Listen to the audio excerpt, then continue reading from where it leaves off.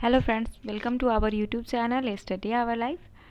तो आज फिर से आपका इस वीडियो में देखने वाले हैं बिहार दरोगा जो ज्ञान बिंदु का नया प्रैक्टिस सीट आया है, जो कि प्रीवियस ईयर का कलेक्शन है इस बुक में।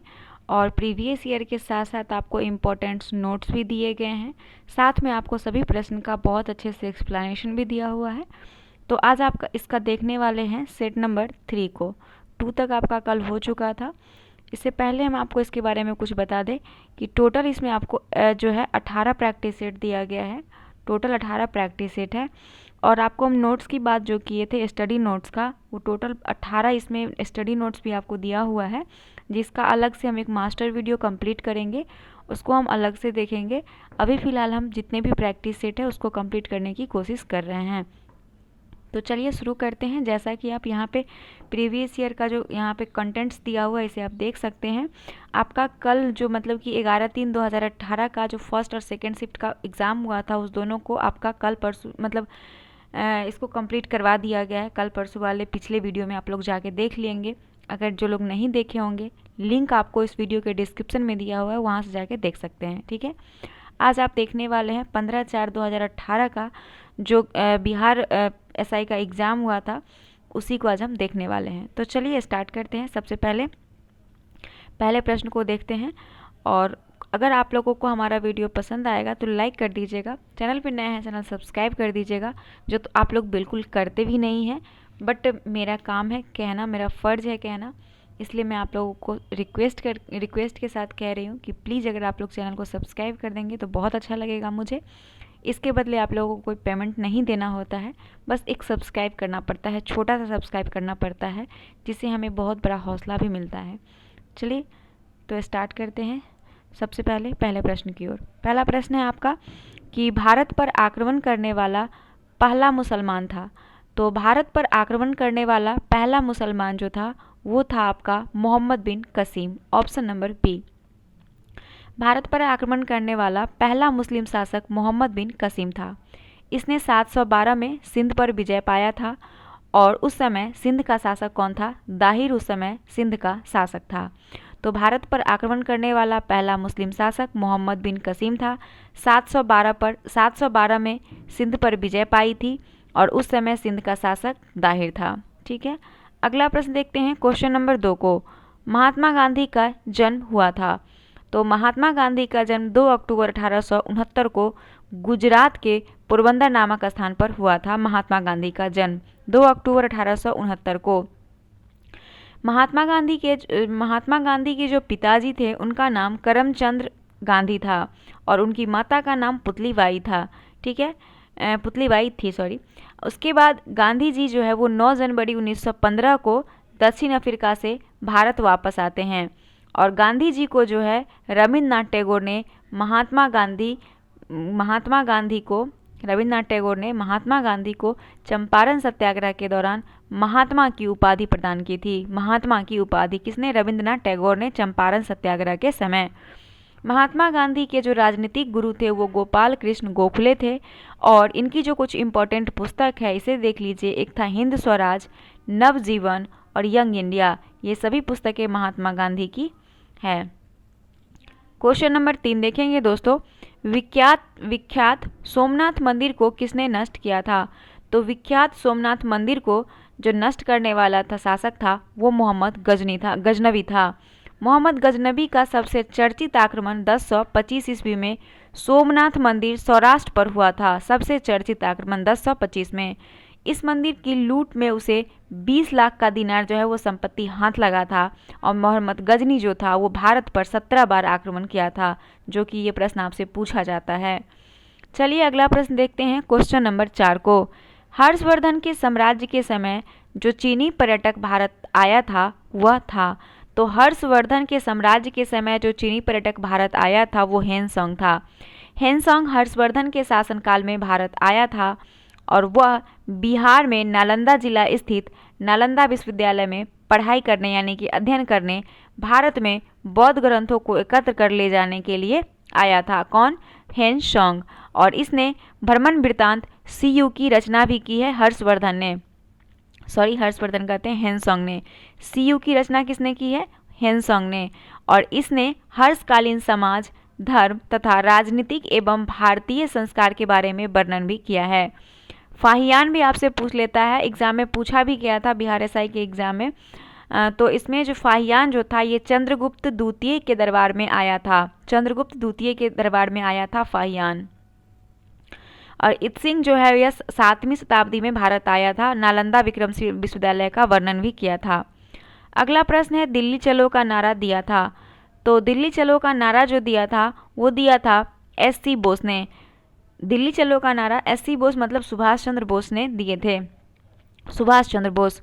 पूर्ण स्वराज और आराम हराम, ये जो नारा था आपका जवाहरलाल नेहरू का था। करो या मरो, हे राम, भारत छोड़ो, महात्मा गांधी का नारा था। मेरे सिर पर लाठी का एक एक प्रहार अंग्रेजी शासन के ताबूत की कील साबित होगा, ये लाला लाजपत राय की थी। और तुम मुझे खून दो, मैं तुम्हें आज़ादी दूंगा, ये नारा सुभाष चंद्र बोस का था। अगला प्रश्न देखेंगे क्वेश्चन नंबर 6 को, भारत की बुलबुल किसे कहा जाता है। तो भारत की बुलबुल जो है वो सरोजनी नायडू को कहा जाता है।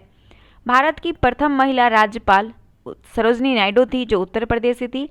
विजया लक्ष्मी पंडित जो बात करें दोस्तों, तो विजया लक्ष्मी पंडित जो थी ये संयुक्त राष्ट्र संघ की प्रथम महिला राजदूत थी, विजया लक्ष्मी पंडित। अरुणा आसफ अली जो थी वो भारतीय स्वतंत्रता सेनानी थी, अरुणा आसफ अली। और सुचेता कृपलानी उत्तर प्रदेश की भारत की प्रथम महिला मुख्यमंत्री थी, किसी राज्य की, भारत की पहली महिला मुख्यमंत्री थी। चंद्रगुप्त मौर्य के साम्राज्य की राजधानी थी। तो चंद्रगुप्त मौर्य के साम्राज्य की राजधानी थी दोस्तों वो पाटलिपुत्र थी। कहाँ पे? पाटलिपुत्र। चंद्रगुप्त मौर्य के साम्राज्य की राजधानी पाटलिपुत्र था। और मौर्य वंश के संस्थापक चंद्रगुप्त मौर्य थे, जिनका जन्म 345 ईस्वी पूर्व में हुआ था। जस्टिन ने चंद्रगुप्त मौर्य को सेंट्रोकॉटस कहा था, जिसकी पहचान किसने किया था? विलियम्स जोन्स ने चंद्रगुप्त मौर्य से की थी। अगला प्रश्न देखते हैं क्वेश्चन नंबर 8, राजतरंगिणी में कल्हण ने किस राज्य का वर्णन किया है। तो राजतरंगिणी जो कल्हण की रचना है, इसमें कल्हण ने कश्मीर के बारे में चर्चा किया है। कश्मीर में किसके बारे में? कश्मीर के इतिहास का वर्णन किया है, जो महाभारत काल से आरंभ होता है। ठीक है। मगध, मगध के सबसे प्राचीन वंश के संस्थापक वृद्धरथ था, याद रखिएगा।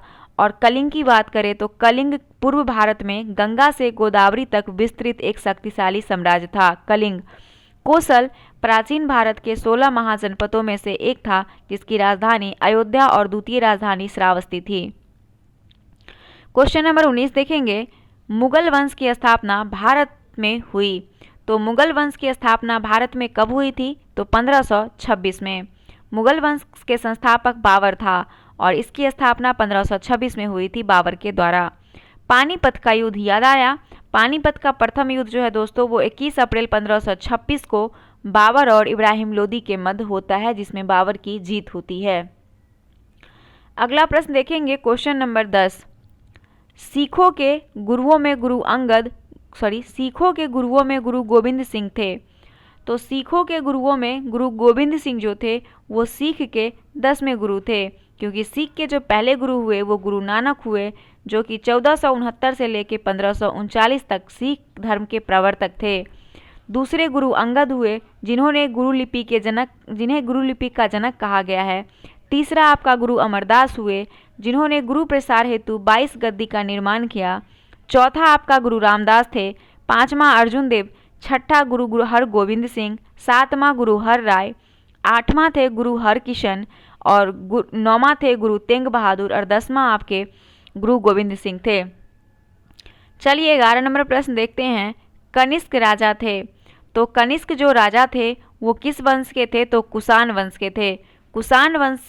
कनिष्क जो था वो कुषाण राजवंश का सबसे महान शासक था और 78 ईस्वी में शक संवत चलाया, जो उसके राज्यरोहण की तिथि थी। और राज्यरोहण में शक संवत के अनुसार हिंदी महीने में पहला महीना चैत्र होता है। कौन होता है? चैत्र होता है।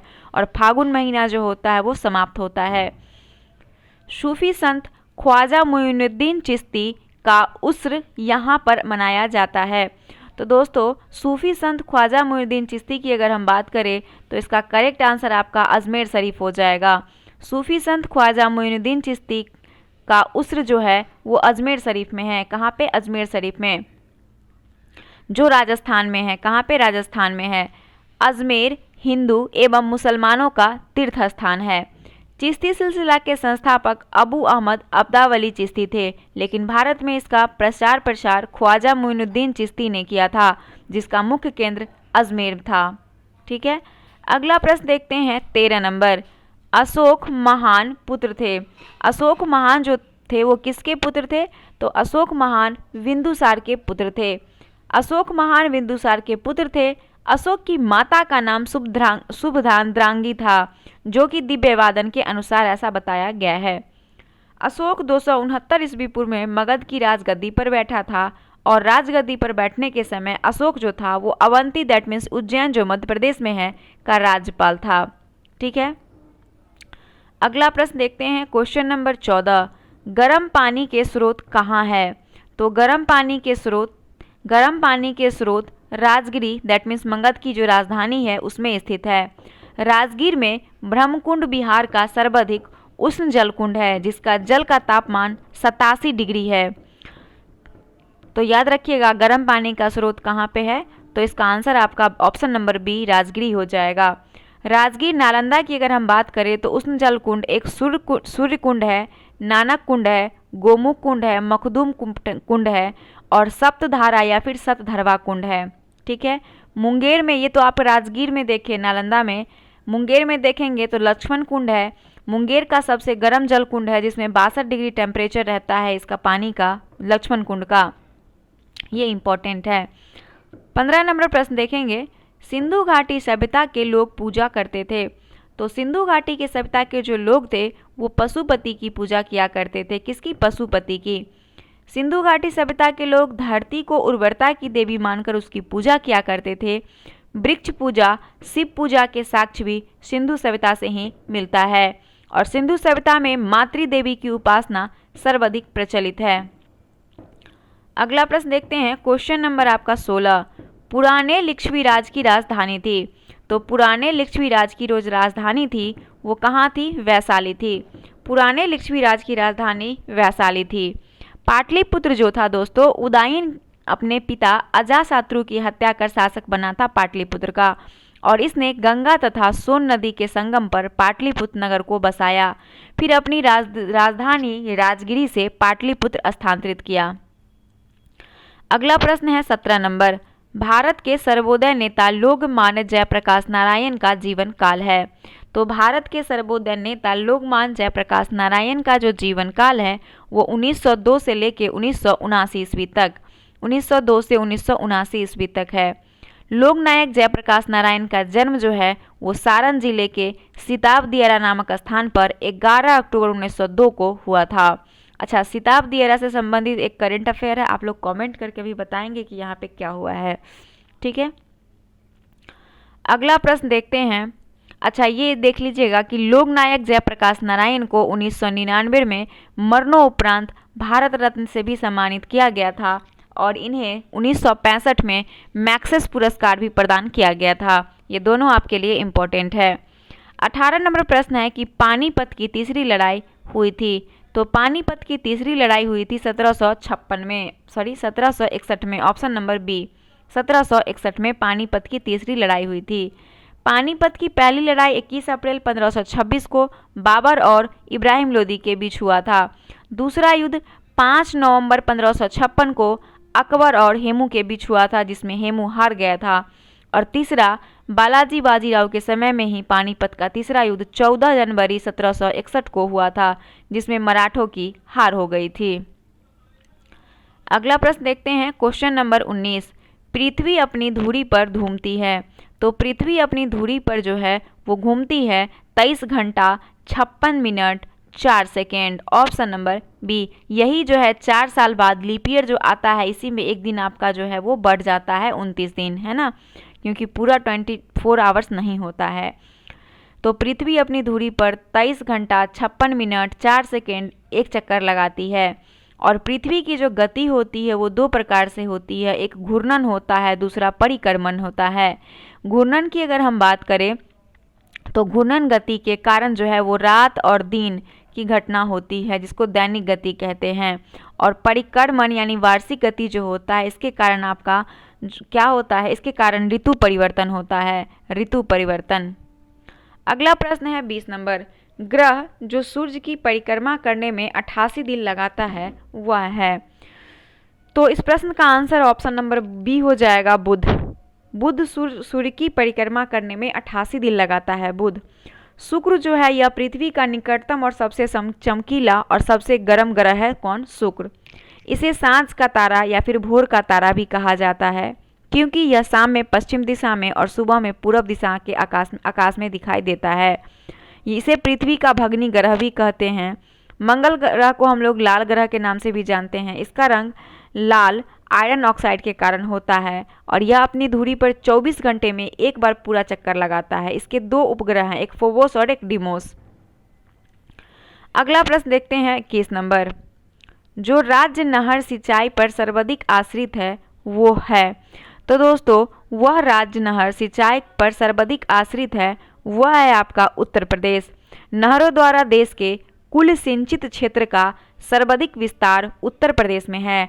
इसके अलावा मध्य प्रदेश, आंध्र प्रदेश, हरियाणा, पंजाब, बिहार आदि राज्यों में भी नहरों से सिंचाई होती है और वर्तमान समय में कुआं और नलकूपों भारत में सिंचाई का प्रमुख साधन है। कुआं और नलकूप याद रखिएगा, जिसमें कि साधन की अगर हम बात करें तो कुआं और नलकूप से 55.9% जो है वो सिंचाई की जाती है। भारत के सुदूर पूर्व में जो देश सर्वाधिक लंबी सीमा बनाता है वह है। इस प्रश्न को देखिए 26/8/2018 के एग्जाम में 27 नंबर क्वेश्चन में ये पूछा गया था।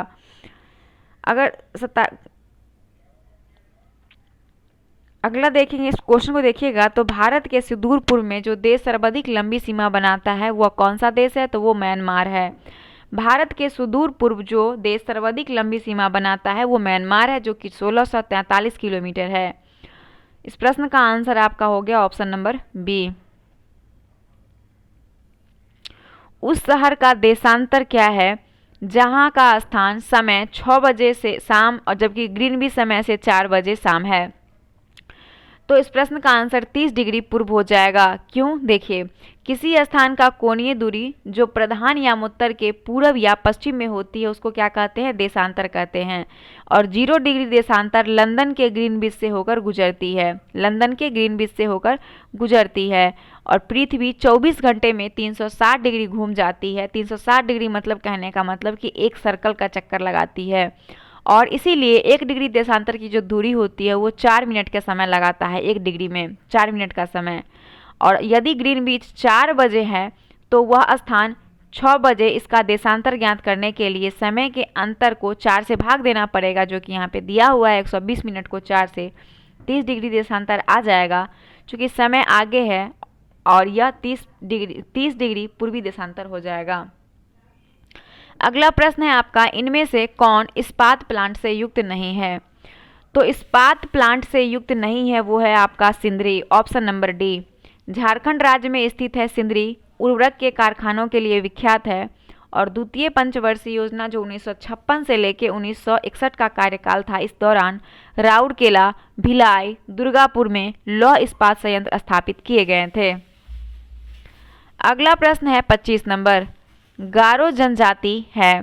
तो दोस्तों गारो जनजाति मेघालय राज्य से संबंधित है। कहाँ से, मेघालय से। गारो, खासी, जयंतिया ये सभी आपका मेघालय से है। अनुच्छेद 342 हमारे संविधान में जो है ये अनुसूचित जनजाति से है और इसमें अनुसूचित जनजातियों को परिभाषित करते हुए यह भी कहा गया है कि इनमें वो जनजाति या जनजातियाँ, संप्रदाय या जनजाति और जनजातीय समुदाय के समूह या फिर वर्ग शामिल होंगे जिन्हें राष्ट्रपति सार्वजनिक अधिसूचना द्वारा घोषित करेंगे। ठीक है, अगला प्रश्न देखते हैं 26 नंबर, सिंधु नदी की लंबाई उतनी ही है जितनी ब्रह्मपुत्र नदी की, यह लंबाई कितनी है। तो देखिए सिंधु नदी की जो लंबाई है वो 2880 किलोमीटर है और इसका मात्र 20% ही पानी भारत द्वारा प्रयोग किया जाता है, जो भारत पाक सिंधु जल समझौता 1960 के तहत है। और ब्रह्मपुत्र नदी की कुल लंबाई 2900 किलोमीटर है, जो सिंधु नदी की लंबाई के लगभग बराबर है। ठीक है, अगला प्रश्न है, मॉर्निंग स्टार किसे कहा जाता है। तो दोस्तों मॉर्निंग स्टार किसे कहते हैं, तो इस प्रश्न का आंसर हो जाएगा शुक्र को। शुक्र को जो है वो मॉर्निंग स्टार कहा जाता है, भोर का तारा। सांझ का तारा भी इसे ही कहा जाता है क्योंकि यह शाम में पश्चिम भाग में और सुबह में पूरब दिशा में आकाश में दिखाई देता है। अगला प्रश्न देखते हैं, क्वेश्चन नंबर 28। राज्यसभा में सदस्यों की अधिकतम संख्या होती है। तो राज्यसभा में सदस्यों की जो अधिकतम संख्या होती है वो 250 होती है। राज्यसभा संसद का उच्च सदन कहलाता है। यह एक अस्थायी संस्था है, इसका कोई भी गठन नहीं होता है। राज्यसभा में अधिकतम संख्या 250 निर्धारित है, जिसमें 238 सदस्य राज्यों संघ शासित क्षेत्रों से निर्वाचित होते हैं और 12 सदस्य राष्ट्रपति द्वारा मनोनीत किए जाते हैं, जो कि संविधान का अनुच्छेद 80 के उपखंड 3 में दिया हुआ है, जो साहित्य, विज्ञान, कला और समाज सेवा क्षेत्र से उसे चुना जाता है। ठीक है, अगला प्रश्न देखते हैं, 29 नंबर क्वेश्चन। जो सदस्य लोकसभा के अध्यक्ष का चुनाव कराते हैं वो होते हैं। तो जो सदस्य लोकसभा अध्यक्ष का चुनाव करवाते हैं वो लोकसभा के ही होते हैं। कहाँ के होते हैं? लोकसभा के होते हैं। हमारे संविधान का अनुच्छेद 93 के अनुसार लोकसभा स्वयं ही अपने सभी सदस्यों में से एक अध्यक्ष के तौर पर जो है इसका उपाध्यक्ष चुनेगी। ठीक है, क्वेश्चन नंबर 30 देखिएगा। भारत के राष्ट्रपति जिन सदस्यों द्वारा चुने जाते हैं वो होते हैं। तो भारत के राष्ट्रपति जिन सदस्यों द्वारा चुने जाते हैं वो होते हैं पार्लियामेंट एवं राज्यों की विधान सभाओं के। तो भारत के जो राष्ट्रपति जिन सदस्यों के द्वारा चुने जाते हैं वो पार्लियामेंट एवं राज्यों के विधान सभाओं के होते हैं। राष्ट्रपति की बात करें तो अनुच्छेद 52 में यह कहा गया है कि भारत का एक राष्ट्रपति होगा। क्वेश्चन नंबर देखते हैं 31। इनमें से कौन भारत के राष्ट्रपति द्वारा नियुक्त नहीं है? राजदूत, प्रधानमंत्री, भारत के मुख्य न्यायाधीश, उपराष्ट्रपति। तो भारत के उपराष्ट्रपति राष्ट्रपति द्वारा नियुक्त नहीं होते हैं। उपराष्ट्रपति संविधान का अनुच्छेद 66 के अनुसार उपराष्ट्रपति का निर्वाचन संसद के दोनों सदनों के सदस्यों से मिलकर बनने वाला निर्वाचन गण के सदस्यों के द्वारा अनुपातिक प्रतिनिधित्व पद्धति के अनुसार एकल संक्रमणीय मत के द्वारा और ऐसे निर्वाचन में मतदान गुप्त होगा, इसके द्वारा किया जाता है और इसमें विधानसभाएं के सदस्य शामिल नहीं होते हैं। ठीक है, उपराष्ट्रपति अपना पद ग्रहण करेगा राष्ट्रपति के समक्ष। ठीक है, गोपनीयता का शपथ लेगा। अगला प्रश्न है, विभिन्न राजनीतिक दलों की स्वीकृति राष्ट्रीय पार्टी अथवा प्रादेशिक पार्टी के रूप में कौन प्रदान करता है? तो ये चुनाव आयोग करता है। चुनाव आयोग जो है वो राजनीतिक दलों की स्वीकृति राष्ट्रीय पार्टी अथवा प्रादेशिक पार्टी के रूप में प्रदान करता है, जो कि संविधान के भाग 15 के अनुच्छेद 324 से 329 में निर्वाचन से संबंधित उपबंध किया गया है। और भारत में निर्वाचन आयोग की स्थापना 25 जनवरी 1950 को हुई थी, इसीलिए हम लोग 25 जनवरी को मतदाता दिवस के रूप में हर साल मनाते हैं। चलिए क्वेश्चन नंबर अगला देखते हैं। क्वेश्चन नंबर आपका अगला है 33 नंबर इधर। पंचायती राज लागू किया गया। तो पंचायती राज लागू किया गया था 1959 में, 1959 में। पंचायती राज का शुभारंभ स्वतंत्र भारत में 2 अक्टूबर 1959 ईस्वी को भारत के प्रथम प्रधानमंत्री जवाहरलाल नेहरू के द्वारा राजस्थान के नागौर जिला में हुआ।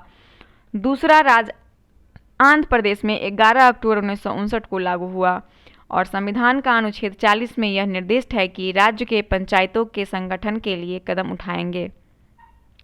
उठाएगा। अगला प्रश्न देखते हैं, क्वेश्चन नंबर 34। उपचुनाव कराया जाता है। तो उपचुनाव जो होता है दोस्तों वो कभी भी करवाया जाता है। संसद तथा राज्य विधानमंडल के किसी सदस्य की मृत्यु, त्यागपत्र या फिर अयोग्य होने के कारण अगर पद खाली है तो उस समय जो है वो उपचुनाव कराया जा सकता है। ठीक है, अगला प्रश्न देखते हैं, क्वेश्चन नंबर 35। भारत के उपराष्ट्रपति का चुनाव करने वाले सदस्य होते हैं।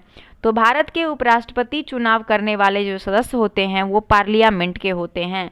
संविधान का अनुच्छेद 66 के अनुसार उपराष्ट्रपति का निर्वाचन संसद के दोनों सदनों के सदस्यों से मिलकर बनने वाले निर्वाचन गण के सदस्यों द्वारा अनुपातिक प्रतिनिधित्व पद्धति के अनुसार एकल संक्रमणीय मत के द्वारा होगा और ऐसे निर्वाचन में मतदान गुप्त होगा। इसमें विधानसभाओं के सदस्य शामिल नहीं होते हैं। क्वेश्चन नंबर अगला देखते हैं 36। भारतीय नागरिक के मौलिक कर्तव्य हैं। तो भारतीय नागरिक के लिए जो मौलिक कर्तव्य है वो टोटल 11 है। कितना है? 11 है मौलिक कर्तव्य। मौलिक कर्तव्य मूल संविधान का भाग नहीं था। इन्हें सरदार स्वर्ण सिंह समिति के गठन 1976 की सिफारिश पर 42वां संविधान संशोधन 1976 द्वारा जोड़ा गया। मौलिक कर्तव्य सोवियत संघ के संविधान से ग्रहण किया गया है। वर्तमान में 11 मौलिक कर्तव्य है। इसे भाग 4 के क में अनुच्छेद 51 के क के तहत रखा गया है। अगला प्रश्न देखते हैं 37 नंबर। भारतीय संविधान के अनुसार संघ का कार्यकारी अध्यक्ष कौन होता है? तो भारतीय संविधान के अनुसार संघ का कार्यकारी जो अध्यक्ष होगा वो हमारे राष्ट्रपति होते हैं। भारतीय संविधान के अनुसार संघ का कार्यकारी अध्यक्ष राष्ट्रपति होता है। अनुच्छेद 53 में यह घोषणा है कि संघ की कार्यपालिका शक्ति राष्ट्रपति में निहित होगी। अनुच्छेद 53 में यह बताया गया है। अगला प्रश्न है 38 नंबर। मुख्य न्यायाधीश के अतिरिक्त उच्चतम न्यायालयों में न्यायाधीश की संख्या होती है।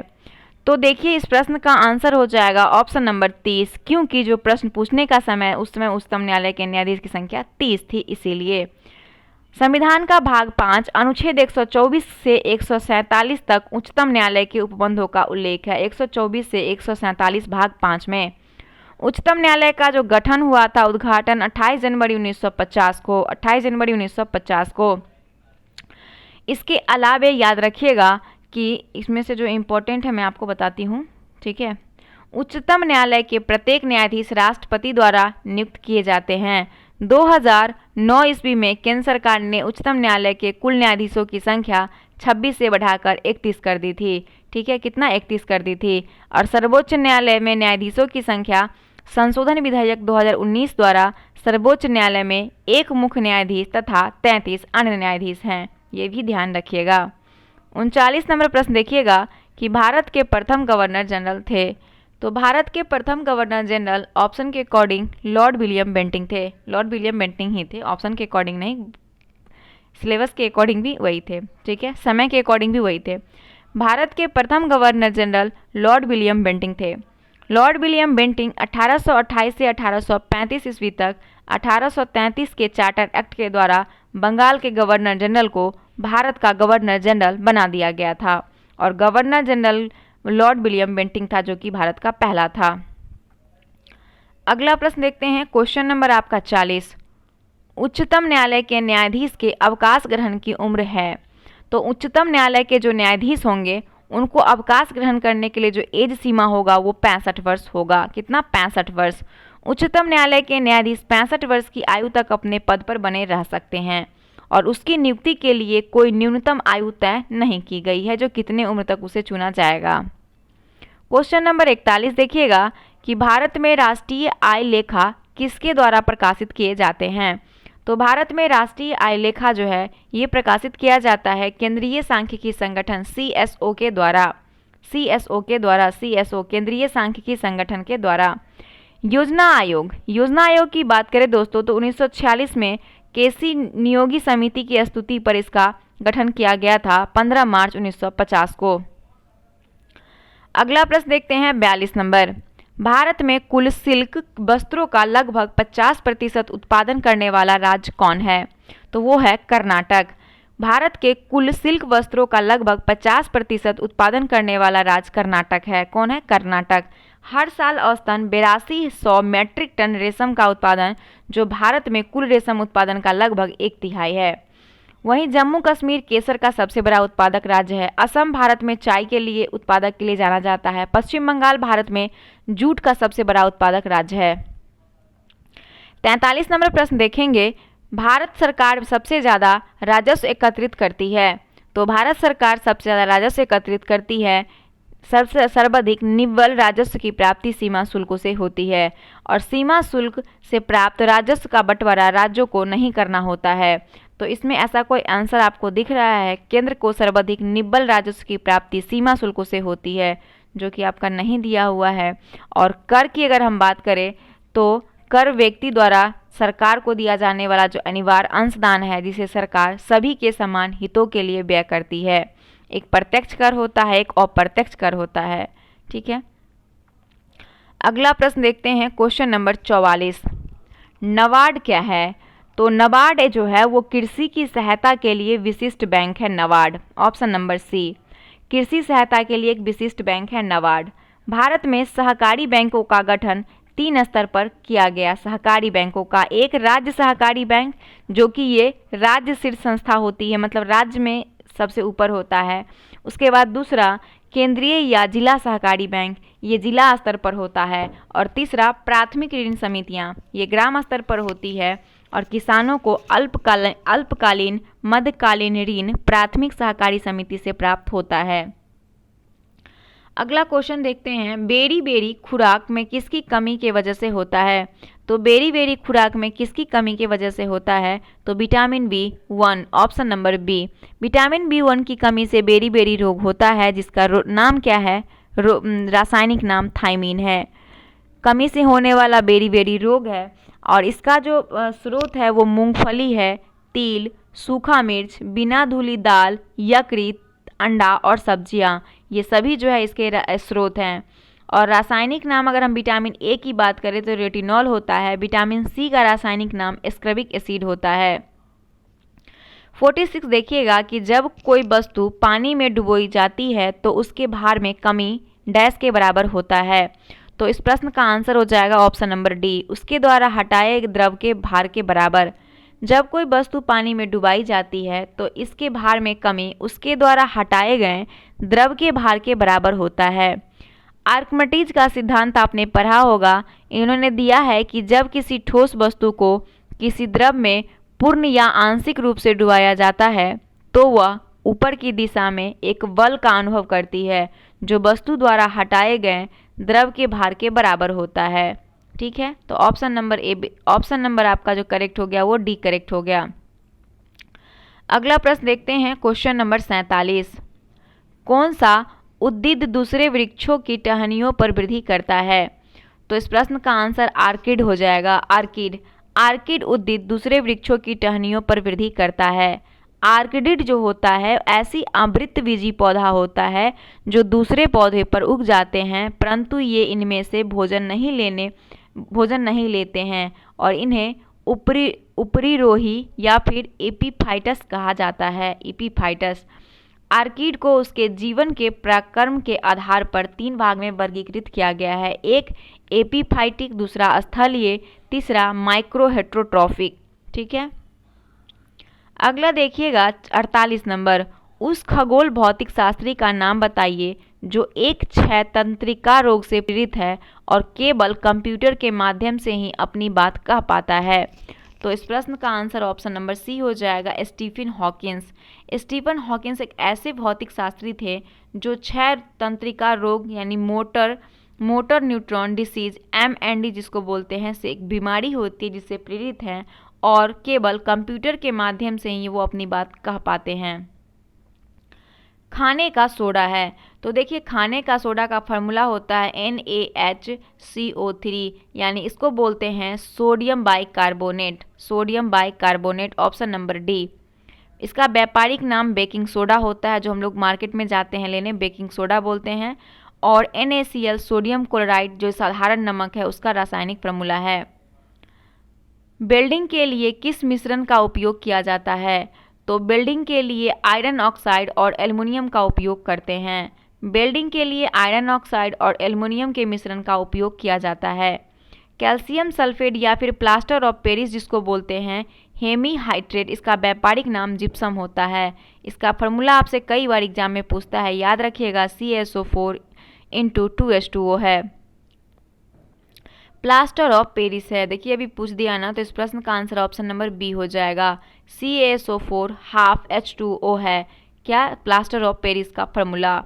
इसे कैल्शियम सल्फेट हाइड्रेट भी कहा जाता है। इसका उपयोग हम लोग मूर्ति बनाने में, शल्य चिकित्सा पट्टी बांधने में, छतों एवं दीवारों को चिकना बनाने में करते हैं। अगला प्रश्न है 52 नंबर। परमाणु के नाभिक में डैश होते हैं? तो परमाणु के नाभिक में प्रोटॉन और न्यूट्रॉन होते हैं। क्या होते हैं? प्रोटॉन और न्यूट्रॉन होते हैं परमाणु के नाभिक में। अगला प्रश्न देखते हैं क्वेश्चन नंबर 53।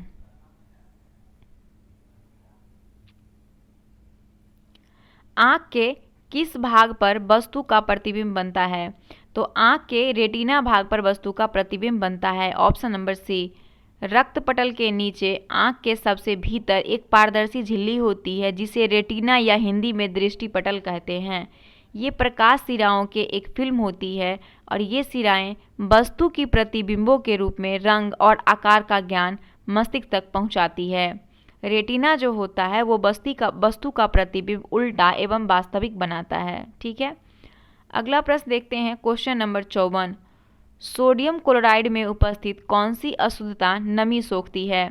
तो सोडियम क्लोराइड में मैग्नीशियम क्लोराइड जो होता है वो अशुद्धता नमी सोखती है। सोडियम क्लोराइड में उपस्थित होता है मैग्नीशियम क्लोराइड जो कि अशुद्धता नमी सोखती है। अगला प्रश्न देखते हैं। Question number 55। फास्फोरस का कौन सा अयस्क नहीं है?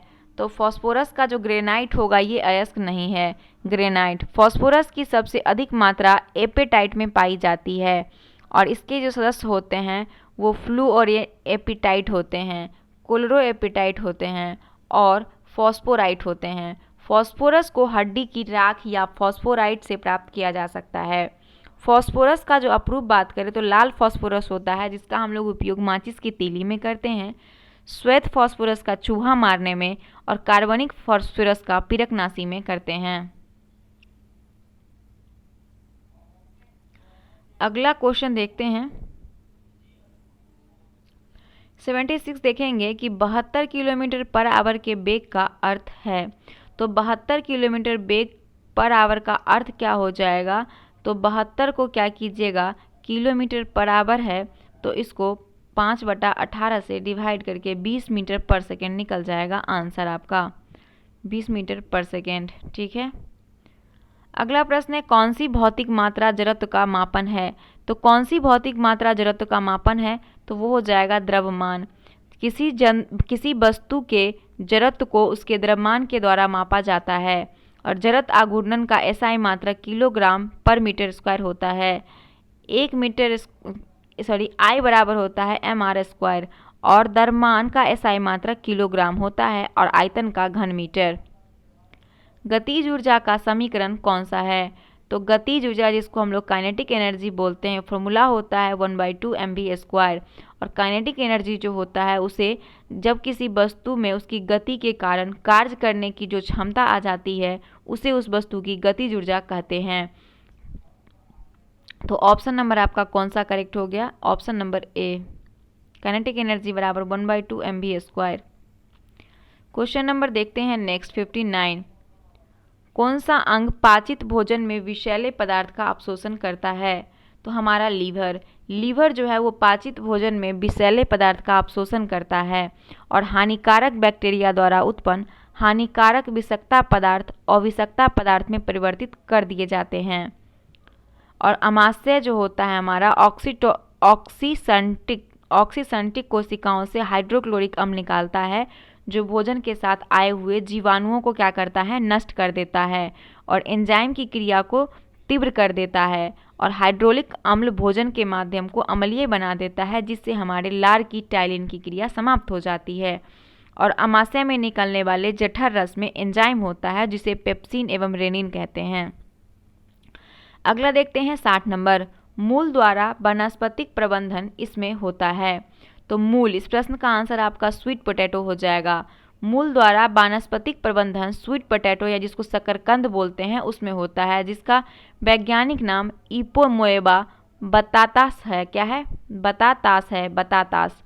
यह कोन्वोल्यू लाकेवो कुल के एकार्सी पौधा होता है, एक वर्षी पौधा होता है पर अनुकूल परिस्थिति में यह बहुवर्षीय सा व्यवहार भी करता है किसी अनुकूल परिस्थिति में। अगला प्रश्न है विद्युत अपघटनीय प्रक्रियाएं से कौन सा तत्व नहीं प्राप्त होता है? तो विद्युत अपघटनीय प्रक्रिया से हमारा फेरिस लोहा प्राप्त नहीं होता है। सोडियम, पोटेशियम और कैल्शियम धातुओं को अनेक गलित क्लोराइड के विद्युत अपघटन द्वारा निष्कर्षित किया जाता है जबकि एल्युमिनियम धातु को उसके गलित ऑक्साइड के विद्युत अपघटन द्वारा निष्कासित किया जाता है। किस यौगिक का अणु सहती 40 है? तो इस प्रश्न का आंसर आपका हो जाएगा, देखेंगे NaOH का तो कितना हो जाएगा, NaOH का 23, 16 और 1 40 हो जाएगा टोटल। NaCl का आपका हो जाएगा 58.5, इसका हो जाएगा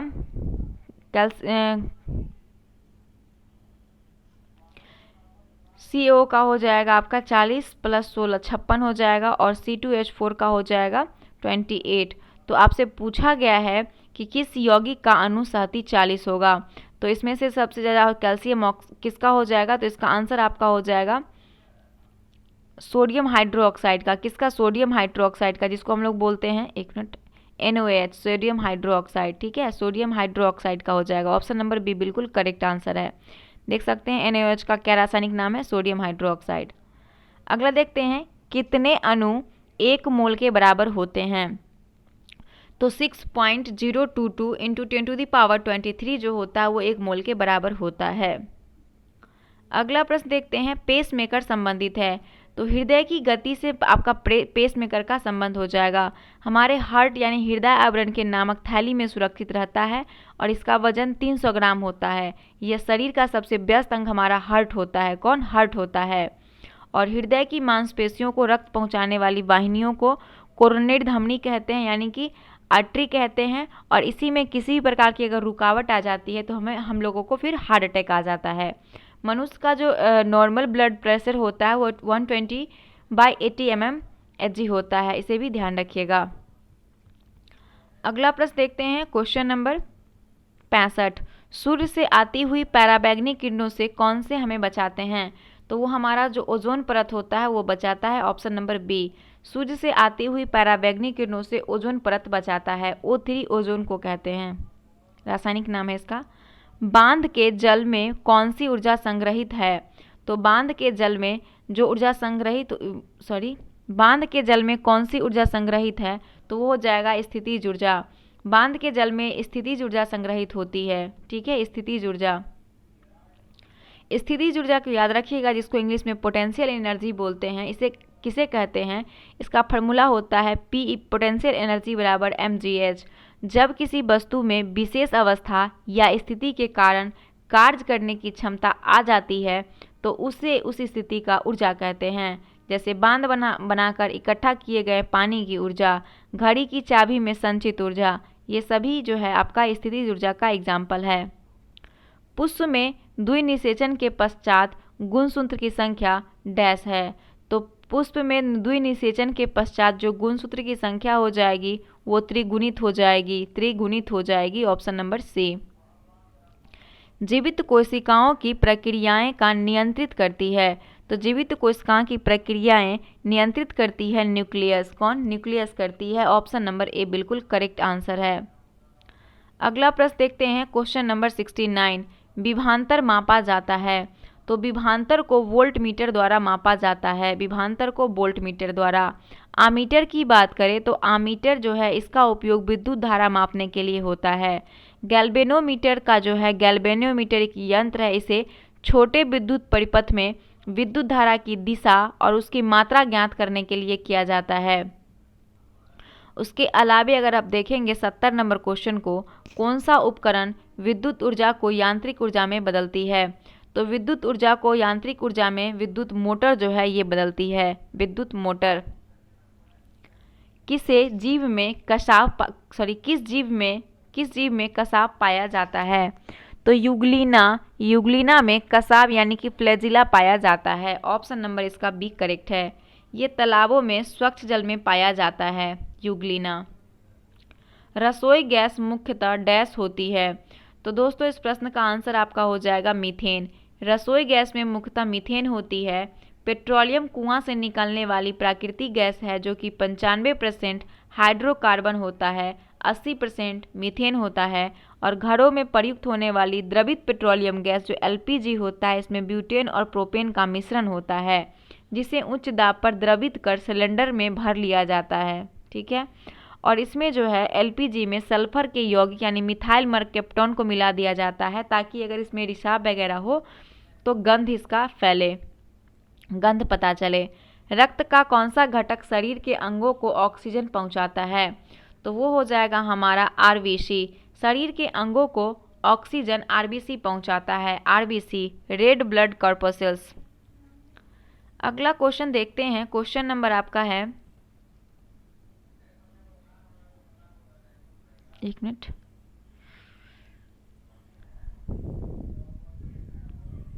हाँ 674 नंबर क्वेश्चन यहाँ पे देखिए। रासायनिक तत्वों के दूसरे तत्वों से योग करने की क्षमता का पता लगाया जाता है। तो रासायनिक तत्वों को दूसरे तत्वों के योग करने की क्षमता को संयोजकता से पता लगाया जाता है। संयोजकता से, ऑप्शन नंबर डी बिल्कुल करेक्ट है। संयोजकता जो है दोस्तों एक लैटिन भाषा शब्द है जिसका अर्थ क्षमता होता है। क्या होता है? क्षमता। अगला प्रश्न देखेंगे, क्वेश्चन नंबर 75 को देखेंगे। हाँ 75 नंबर क्वेश्चन को देखेंगे कि प्राणी कोशिकाओं में कौन सी कोशिकांग कभी नहीं पाई जाती है? तो प्राणी कोशिका में जो है वो सेल भित्ति कभी नहीं पाई जाती है। सेल भित्ति दोस्तों जो है, सेल भित्ति ये केवल पादप कोशिका में पाई जाती है। यह अजीवित पदार्थ से बनी धृष्ट और रक्षात्मक परत होती है जो पेड़ पौधे में होती है। अगला प्रश्न देखते हैं, क्वेश्चन नंबर 76 का। मानव के कायिक कोशिका में गुणसूत्र होते हैं। तो मानव के जो मदर सेल्स होते हैं उसमें 46 गुणसूत्र होते हैं। 46 होते हैं। मानव कायिक कोशिका में 46 गुणसूत्र होते हैं। ठीक है। अगला प्रश्न देखते हैं, क्वेश्चन नंबर, जल जिसमें कैल्शियम अथवा मैग्नीशियम के घुलनशील लवण होते हैं कहलाता है? तो जल जिसमें कैल्शियम अथवा मैग्नीशियम के घुलनशील लवण होते हैं उसे कठोर जल कहते हैं। क्या कहते हैं? कठोर जल। कठोर जल कहते हैं। अगला प्रश्न है आपका क्वेश्चन नंबर 78। रक्त का कौन सा अवयव शरीर की मांसपेशियों में ऑक्सीजन एकत्रित करता है? तो इस प्रश्न का आंसर हीमोग्लोबिन हो जाएगा। हीमोग्लोबिन शरीर की मांसपेशियों में ऑक्सीजन एकत्रित करता है। और आरबीसी की बात करें दोस्तों तो ये मुख्य अवयव हीमोग्लोबिन का है। इसका मुख्य कार्य शरीर के प्रत्येक कोशिका में ऑक्सीजन को पहुंचाना और कार्बन डाइऑक्साइड को वापस लाना होता है। अगला प्रश्न देखते हैं 79। पारदर्शी या फिर पेरियोस्कोप किस सिद्धांत पर कार्य करता है? तो पेरियोस्कोप जो है दोस्तों ये कार्य करता है प्रावर्तन के सिद्धांत पर। प्रावर्तन के सिद्धांत पर। वायुजीवी श्वसन के दौरान किसका पूर्ण ऑक्सीकरण होता है? तो वायुजीवी श्वसन के दौरान जो है ये ग्लूकोज का ऑक्सीकरण होता है। वायुजीवी श्वसन के दौरान ग्लूकोज का पूर्ण ऑक्सीकरण होता है। अच्छा, ऑक्सीकरण और अपकरण क्या होता है? तो ऑक्सीकरण जो है वह अभिक्रिया होती है जिसमें परमाणु की ऑक्सीकरण संख्या का मान बढ़ जाता है, लेकिन अब अपकरण जो होता है इसमें परमाणु की ऑक्सीकरण की संख्या का मान घट जाता है। आवर्त सारणी किसने तैयार किया? तो आवर्त सारणी को मेंडलीफ ने तैयार किया था। 19वीं शताब्दी में मध्य रशियन वैज्ञानिक D.I. मेंडलीफ इसका पूरा नाम था। इन्होंने तत्वों तथा उनके यौगिक के तुलनात्मक अध्ययन से एक नियम प्रस्तुत किया जिसे मेंडलीफ का आवर्त नियम कहते हैं। अगला प्रश्न देखते हैं, क्वेश्चन नंबर आपका 82। स्लेट रूपांतरित रूप है। तो स्लेट रूपांतरित रूप है किसका? सेल का। स्लेट रूपांतरित रूप है सेल का। पृथ्वी की सतह को कठोर भाग को चट्टान कहते हैं। जो पृथ्वी की बाहरी परत की संरचना की मूलभूत इकाई होती है चट्टान। और इसकी उत्पत्ति के आधार पर ये 3 प्रकार का है: अग्नेय, अपसादी और कायांतरित चट्टान। अगला प्रश्न देखते हैं, बिहार के मुख्यमंत्री की नियुक्ति किसने की? तो बिहार के मुख्यमंत्री की नियुक्ति राज्यपाल द्वारा किया जाता है। ऑप्शन नंबर इसका करेक्ट हो जाएगा सी। मुख्यमंत्री राज्य के मंत्रिपरिषद का प्रधान होता है। राज्यपाल उस व्यक्ति को मुख्यमंत्री नियुक्त करता है जो विधानसभा में बहुमत दल का नेता है।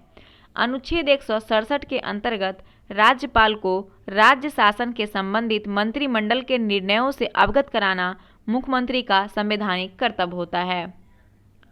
अगला प्रश्न देखेंगे, क्वेश्चन नंबर 84। बिहार का द्वितीय राजभाषा कौन है? तो बिहार का द्वितीय राजभाषा अगर देखेंगे तो उर्दू हो जाएगा। Option number B. पहला कौन सा है? हिंदी है। पहला हिंदी है। अगला क्वेश्चन देखिएगा 85 नंबर। बिहार के उप मुख्यमंत्री अभी कौन है? तो जब पूछे गए थे उस समय बिहार के उप मुख्यमंत्री सुशील कुमार मोदी थे, लेकिन वर्तमान में तेजस्वी यादव हैं। ठीक है, वर्तमान में तेजस्वी यादव है, इसीलिए करेक्ट आंसर आपका बी हो जाएगा, सी हो जाएगा। सॉरी, उस समय के क्वेश्चन के अकॉर्डिंग आपका बी हो जाएगा, वर्तमान के अकॉर्डिंग आपका सी हो जाएगा।